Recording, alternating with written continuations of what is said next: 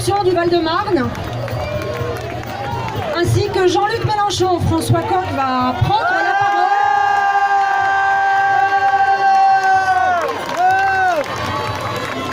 Bonsoir Jean-Luc. François Coq, Florence Aïtala, Jean-Luc Mélenchon.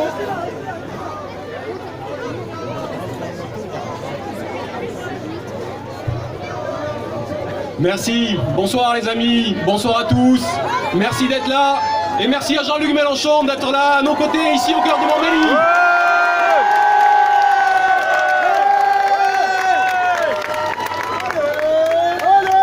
Merci pour votre accueil les amis, parce que vous êtes descendus pour certains de vos appartements, pour d'autres venus de certains quartiers de Créteil, pour d'autres venus un peu plus loin, de Choisy-le-Roi ou d'Orly, les autres villes de la circonscription, ou de plus loin encore.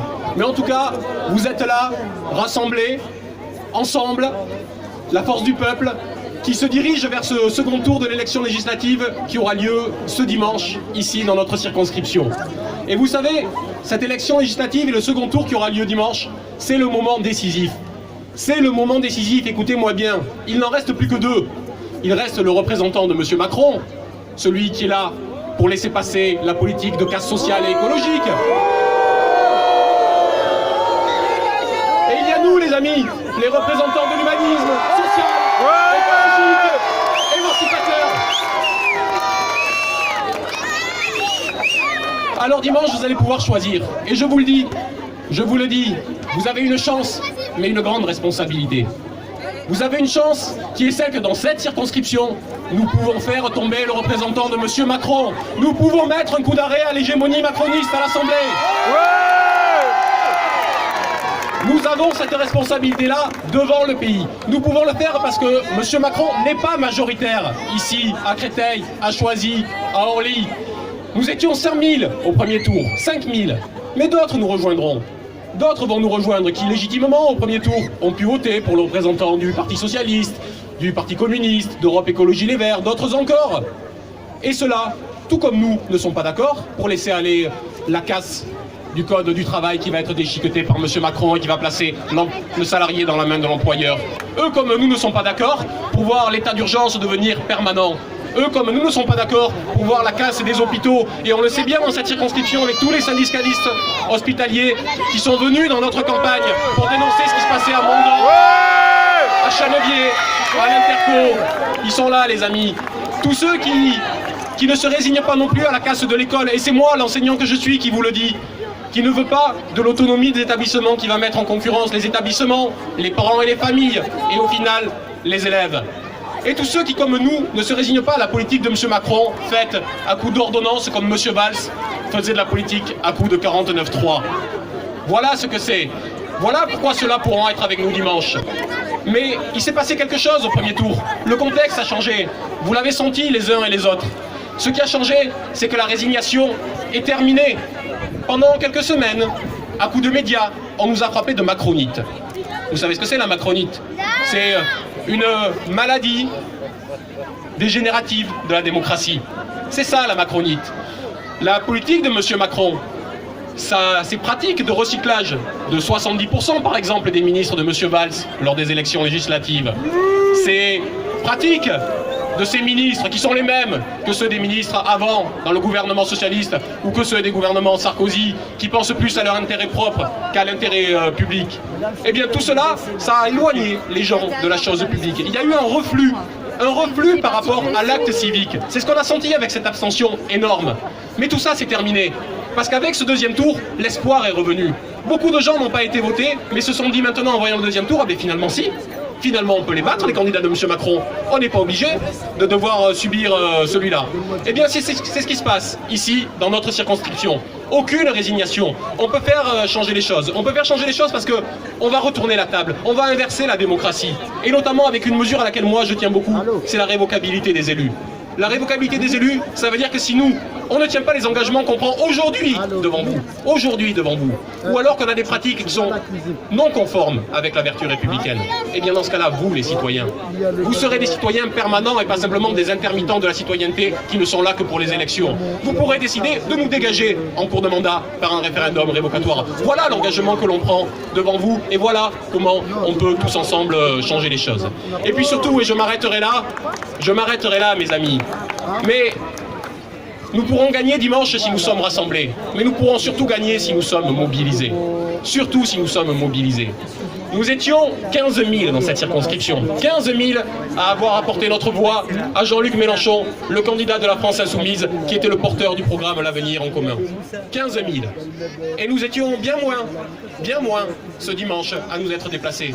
Mais si nous ressortons, parce que nous avons la perspective de gagner cette fois, si nous ressortons dimanche, alors nous l'emporterons, alors nous ouvrirons un nouvel horizon.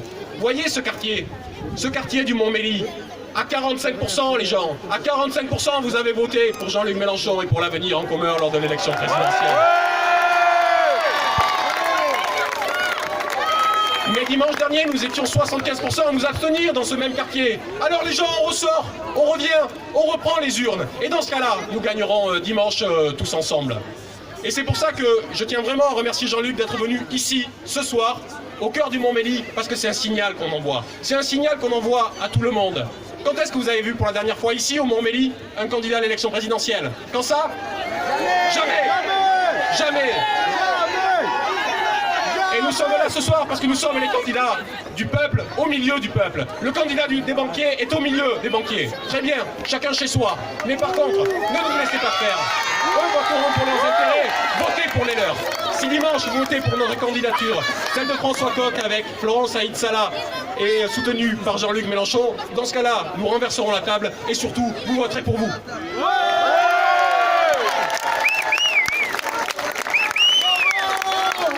Et maintenant, les amis, celui que vous attendez, mais parce qu'il a aussi beaucoup de choses à vous dire, et si je ne vous ai pas convaincu, je ne doute pas que sa puissance le fera, Jean-Luc Mélenchon.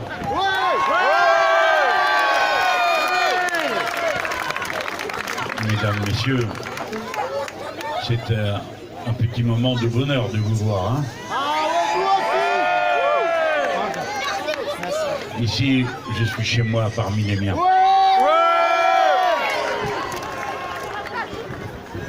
C'est comme ça.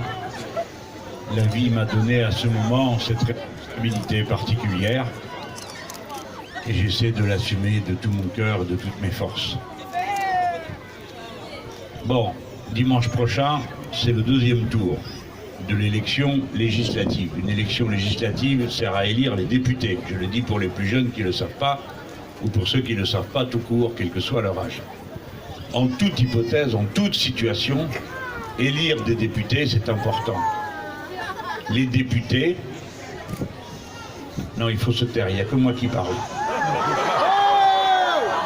C'est non négociable. Vous n'allez pas crier derrière moi pendant que je parle. Ah non, non, non, ça c'est pas possible ça. Après, moi je perds le fil de mes idées. Les députés, ils ont dans cette constitution des responsabilités très importantes. Ce sont les députés qui votent le budget du pays. Ils votent le budget de la sécurité sociale. Autrement dit, tout ce qui concerne votre vie quotidienne.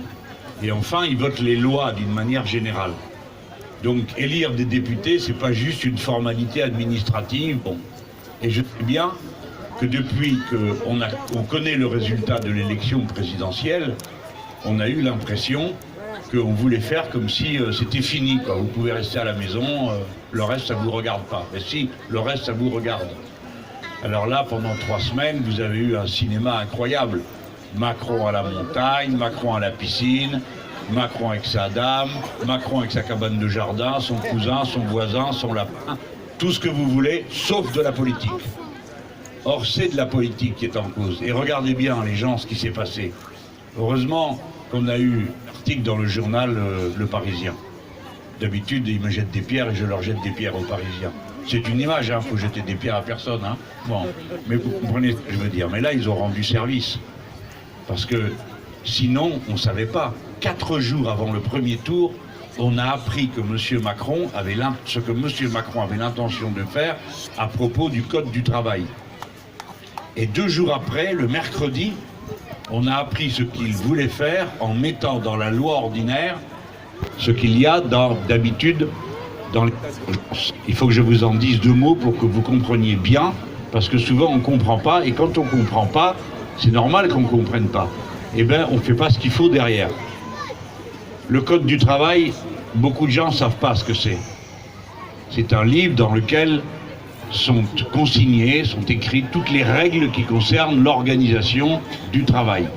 Le nombre d'heures, les conditions dans lesquelles vous travaillez, la sécurité du contrat, c'est-à-dire à quelles conditions il peut être rompu, etc., etc.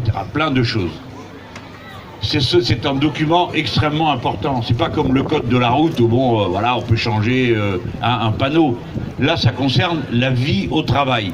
C'est très important. Et vous voyez bien que ce code, toutes ces pages qu'il y a là, ils se sont assez plaints qu'il y en avait trop de pages. Toutes les pages qu'il y a là, ce sont des pages qui ont été écrites par des gens qui sont au milieu de cette foule. Ce sont des syndicalistes, ce sont des gens qui se sont dévoués pour les autres. Ce sont vos parents, ce sont vos grands-parents.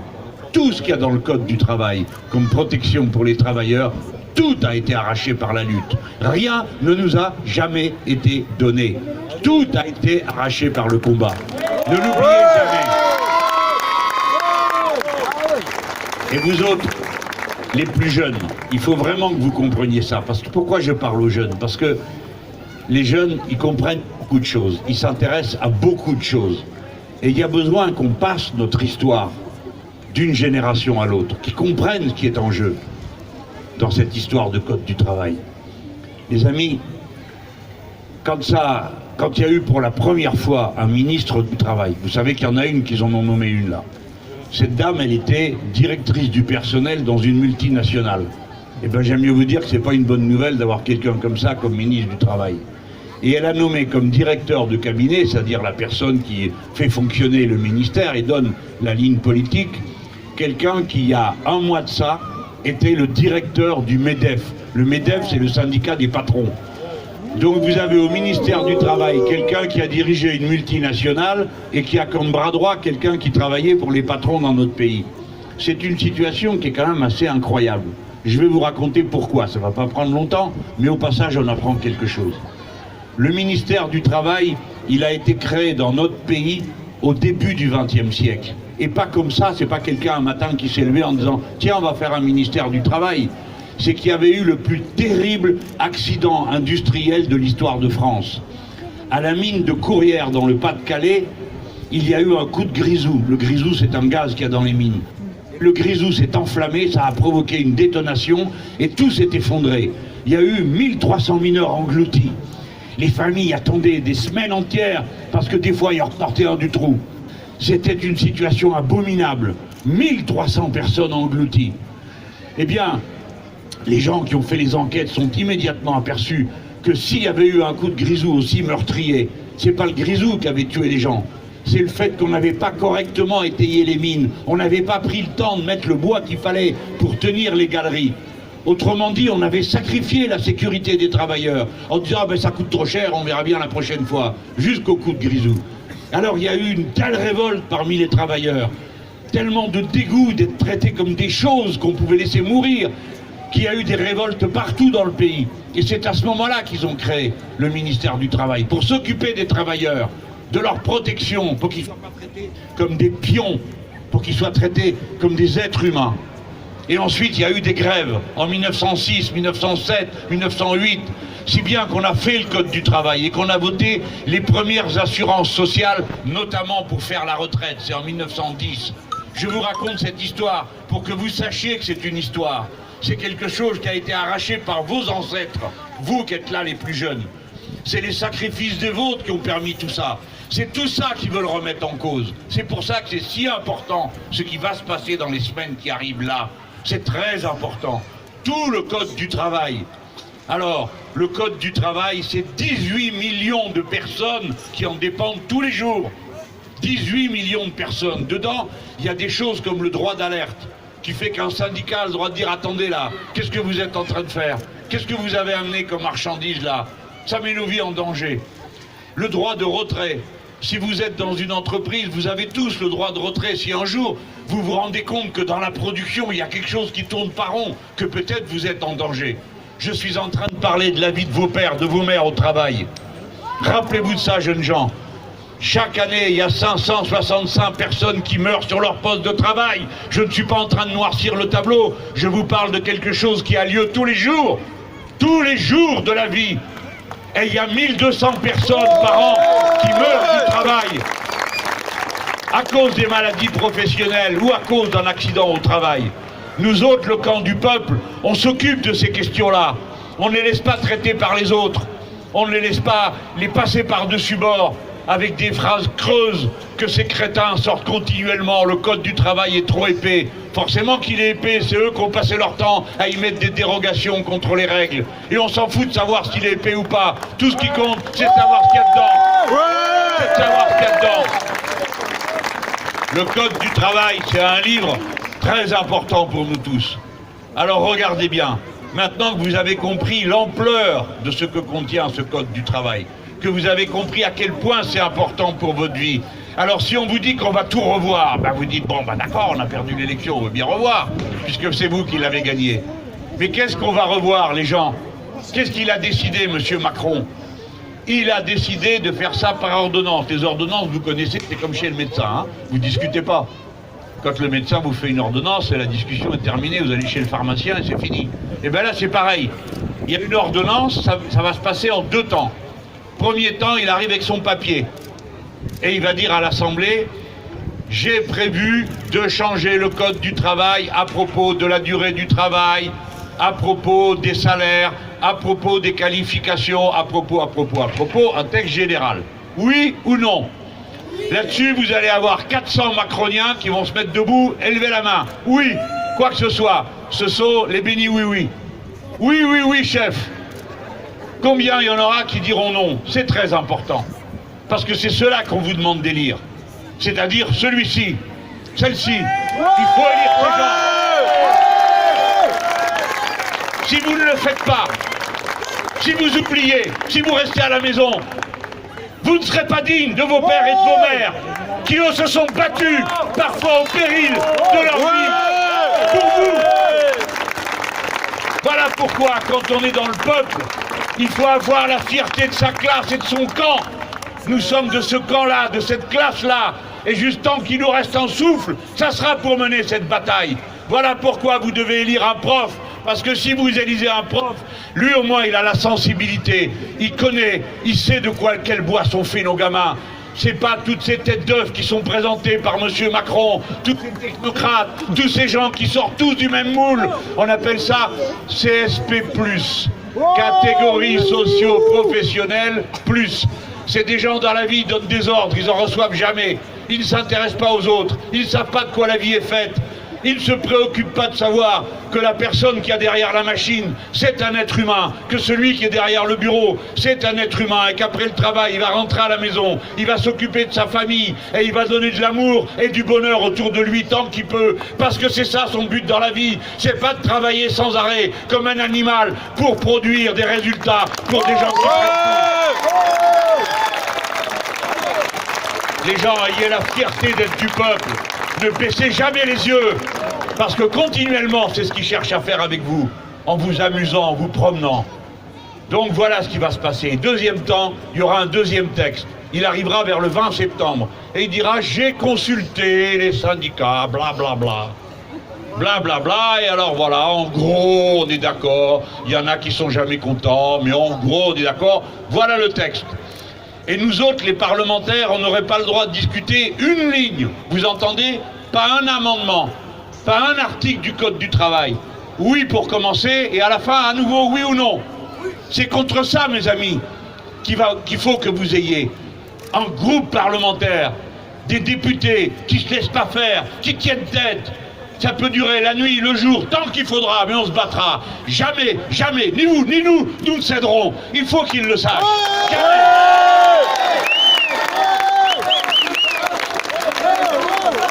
Exactement, résistance.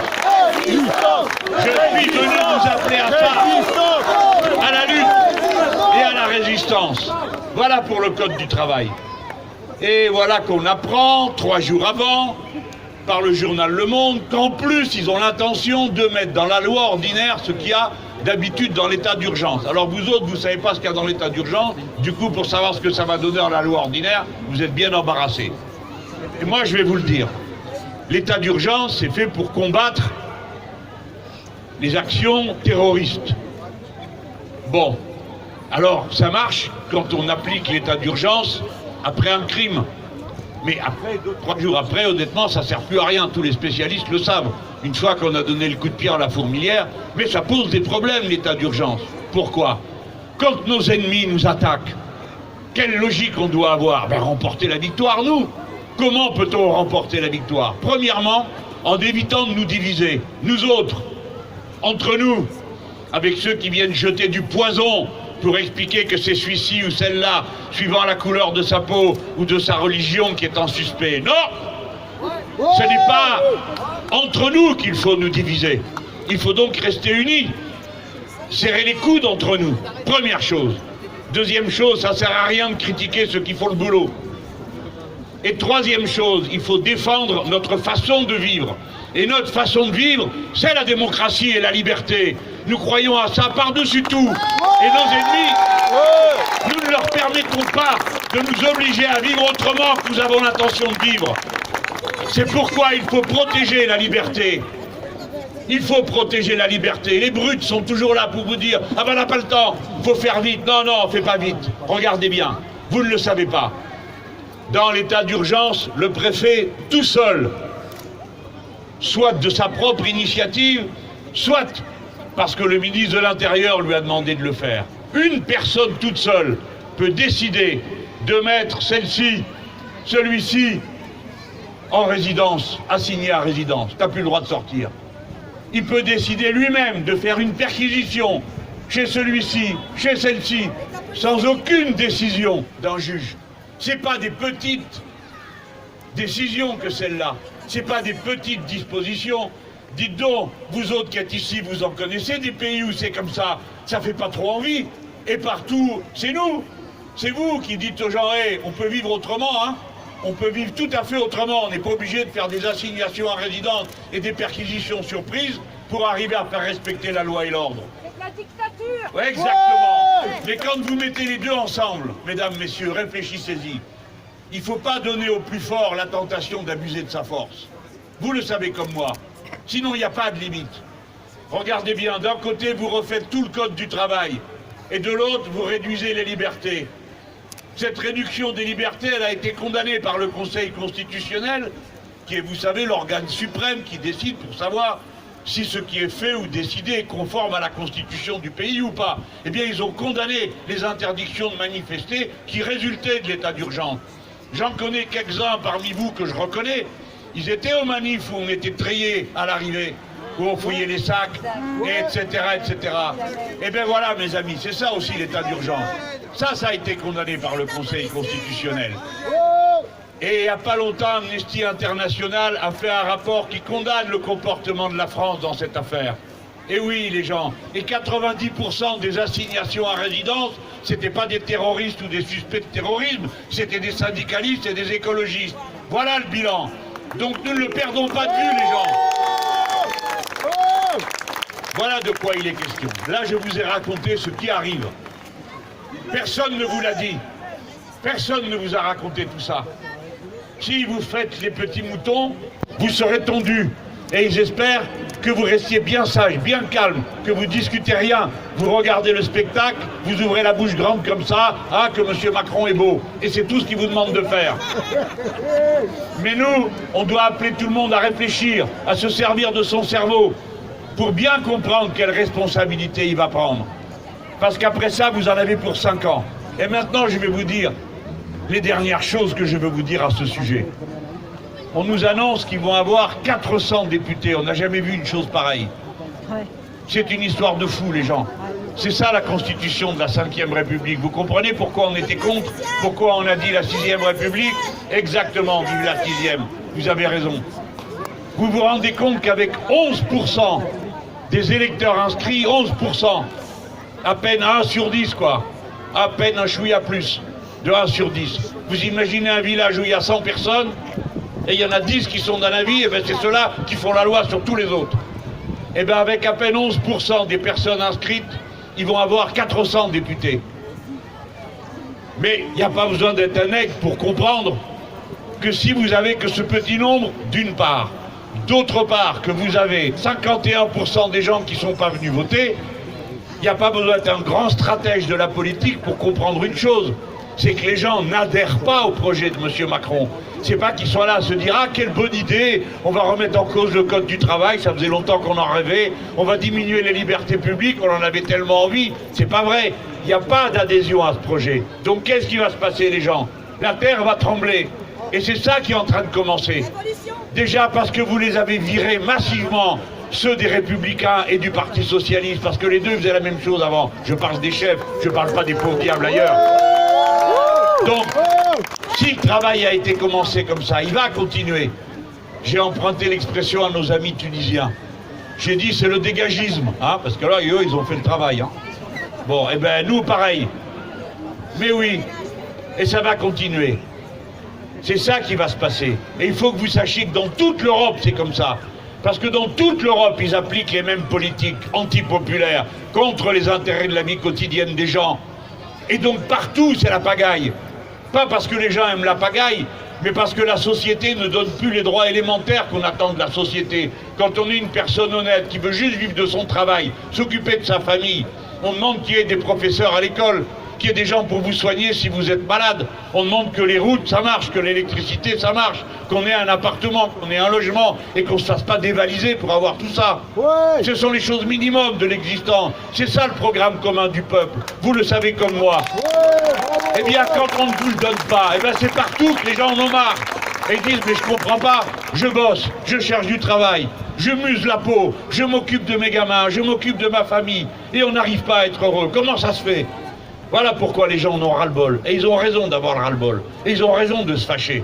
Mais je leur ai dit 50 fois, mais fâchez-vous tant que vous voulez, mais ne devenez pas fachos pour autant. Fâchez-vous, pas fachos. Fâchez, pas fachos. Alors vous autres, il faut que vous alliez voir ceux qui n'ont pas compris. Pour leur expliquer, ne les méprisez pas. Des fois, bien sûr, ils nous exaspèrent. Mais ne les méprisez pas. Retournez les chercher pour les convaincre. Et chacun d'entre vous, je parle à tout le monde là, jusqu'aux plus petits, tous ceux qui ont un cerveau, qui sont capables de comprendre ce qui se passe. Vous devez vous occuper de faire revenir pour le deuxième tour ceux qui ont voté avec nous pour l'élection présidentielle. Parce qu'il nous a manqué du monde, les amis. Beaucoup de monde. Il nous en a manqué 5 millions qui sont restés à la maison. On a fait 2,5 millions de voix. On a besoin qu'ils reviennent. Donc c'est pas compliqué. Chacun d'entre vous fait la liste de toutes les personnes qu'il connaît, qu'on dit, ah ben moi je vote pour Mélenchon, au présidentiel. Tout le monde peut faire cette liste. Toi aussi tu peux la faire. T'es bien jeune et t'arrêtes de filmer. Mais bon, mais tu peux la faire aussi. Tu fais ta liste. Oui, c'est pas tout de m'écouter. Il faut aider l'effort. Il faut que tu prennes ta part. Tout le monde doit prendre sa part. Moi je suis crevé, je prends ma part. Vous devez tous prendre votre part, un par un. Vous ne devez pas regarder ça comme un spectacle. Vous faites votre liste et vous les rappelez tous, un par un. Alors ils vont dire, ah tiens, je n'avais pas de tes nouvelles, ben voilà, t'en as, qu'est-ce que tu fais dimanche? Ah ben dimanche je vais à la plage. Non, tu vas pas à la plage. Dimanche tu vas voter. Ah oui, c'est vrai, pardon, etc. Voilà, c'est comme ça qu'il faut faire. Bon, je suppose que personne ne va aller à la plage ici, mais à Marseille, oui, hein. Ah là, il faut se battre contre tout, plus la plage. Bon. Vous m'avez compris. Ça, c'est notre tâche à tous. Mes amis, ça va barder après. Peut-être que vous le sentez. Ceux qui ont le plus d'expérience parmi vous, ils le sentent. Il y a un truc qui va pas, quoi. 400 députés, tous qui sortent du même moule, CSP+, pour diriger un pays comme le nôtre où tout le monde a une tête de bois, ça ne le fait pas, ça. On ne peut pas avoir autant de gouvernants qui comprennent rien au peuple et qui croient qu'ils sont plus intelligents que tout le monde réuni. C'est pas possible. Ça va pas le faire. Donc, on est au combat, là. Moi, je pensais, j'avais senti qu'il y avait la faille, vous savez. Ils me disaient, ah bon, au début, vous avez dit qu'on allait gagner, et maintenant, vous dites plus ça. Ben, je suis comme tout le monde, hein. Mais moi, j'ai senti que ça allait pas. J'ai compris que ça n'allait pas. La preuve, c'est que 51% des gens ne sont pas venus voter. Donc, je me suis pas trompé. Il y a bien un truc qui va pas. Ah, les gens, ils sont là, ils ragent, ils marronnent, ils veulent pas venir, mais ça va pas, ça ne le fait pas. Donc je me suis pas trompé. Maintenant, j'ai besoin d'avoir un groupe fort à l'Assemblée nationale. On a besoin d'être... On a 74 camarades qui sont présents pour le deuxième tour dans le pays. C'est 5 fois plus qu'on en avait quand on faisait le front de gauche au deuxième tour. C'est 10, 15 de plus que le PS. Et là, j'ai pas compté encore les cocos, parce qu'il y a aussi les cocos, et ils se battent. Et à vous autres, je dis tout ça, on s'est bien pelé là, on s'est tiré les cheveux et tout ça. Maintenant, c'est terminé. On tourne la page, parce que maintenant, c'est le peuple qui a tranché. Le peuple, il a pris sa décision. C'est lui qui a désigné qui était au deuxième tour. Donc maintenant, on doit reformer les rangs ensemble. Parce qu'on va mener le combat ensemble et ça va être un combat dur, les amis. Il ne faut pas que les fâcheries, les amertumes et les rancœurs fassent qu'il en manque un seul au moment du combat. Et en particulier à l'Assemblée nationale. Et là, vous aurez un groupe sur lequel vous appuierez. Et comme c'est moi qui vais m'occuper de cette affaire-là, j'aime mieux vous dire que ça ne va pas être une collection d'individus qui viennent faire les kékés à l'Assemblée. Ça va être une organisation politique. Ça va être un groupe de combat. Et vous les aurez, on vous enverra Coq et elle et tout ça, une fois l'autre.